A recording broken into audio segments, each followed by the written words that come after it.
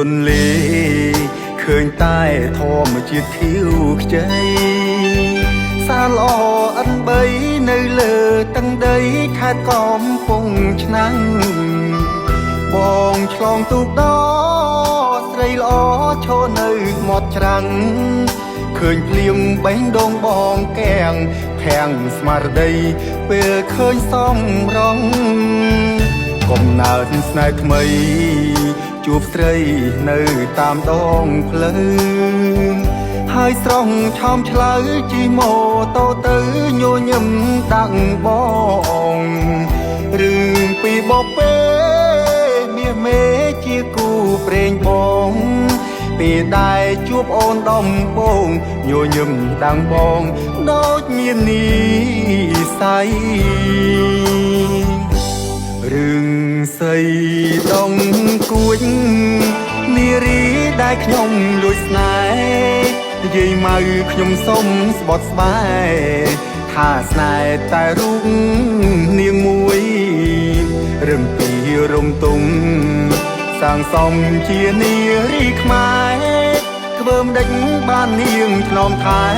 អោមចាស់ស្នេហ៍មេត្តាបងផងស្រុកជលគិងរីសូមជួយធ្វើជាមេបាអាយខំជលសាកងធំផងណាជួយជាសាងសីទូងមេឃរលំរលាយអងពីប្រតពីក៏ស្នេហាខ្ញុំទាំងពីរស្មោះនឹងគ្នាដរាបរៀងអើយ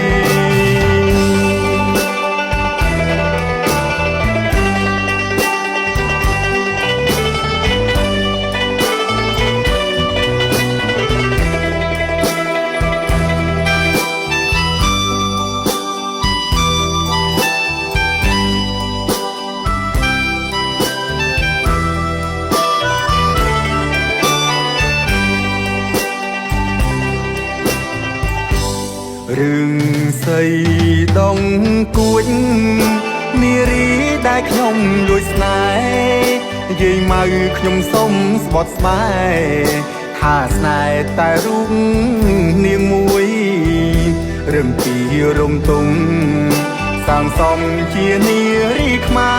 រធ្វើមិនដេចបាននាងធ្នមថែអោមចាស់ស្នេហ៍មេត្តាបងផងស្រុកជលគិងរីសូមជួយធ្វើជាមេបា